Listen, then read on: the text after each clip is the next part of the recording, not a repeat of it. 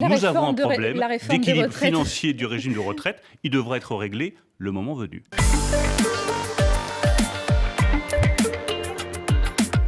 J'ai décidé que toutes les réformes en cours seraient suspendues, à commencer par la réforme des retraites.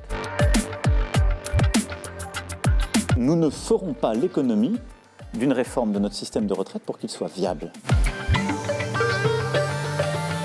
C'est une priorité absolue quand les réformes reprendront, c'est-à-dire quand nous en aurons fini avec la situation de crise économique majeure dans laquelle nous sommes et quand nous aurons amorti le choc de la crise. Son objectif, c'est d'abord d'apparaître, je pense, comme un réformateur et comme soucieux des comptes publics, puisque les déficits publics dérapent, en particulier celui des retraites.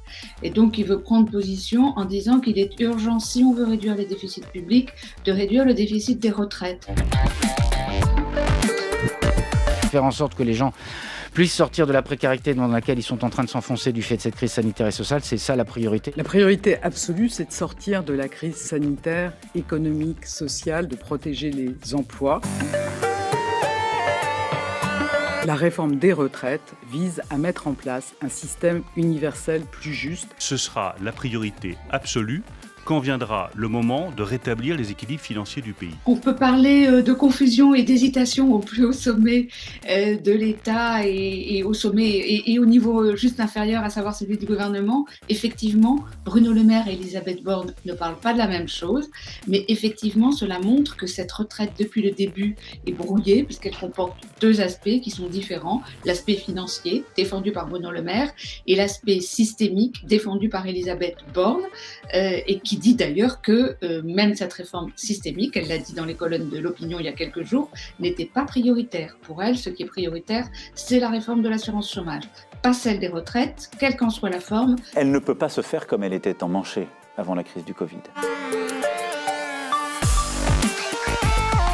Est-ce que c'est une bonne idée de l'abandonner totalement ? Je ne crois pas.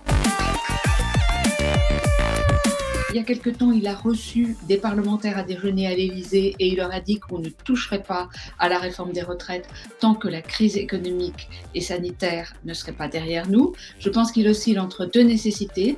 Celle d'affirmer sa posture de transformateur, de réformateur de la société française. Et dans ce cas, il lui faut faire la réforme des retraites, puisqu'il a mis beaucoup de capital politique dessus.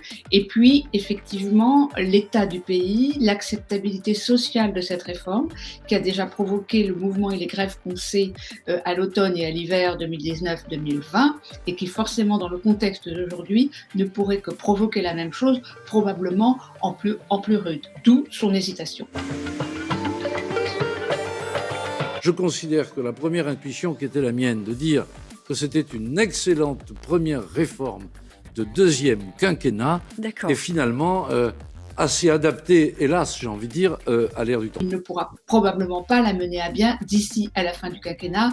Quant à la remettre dans le pot d'un débat pour l'élection présidentielle de 2022, c'est assez risqué puisque, comme on l'a vu, c'est une réforme sujette à polémique.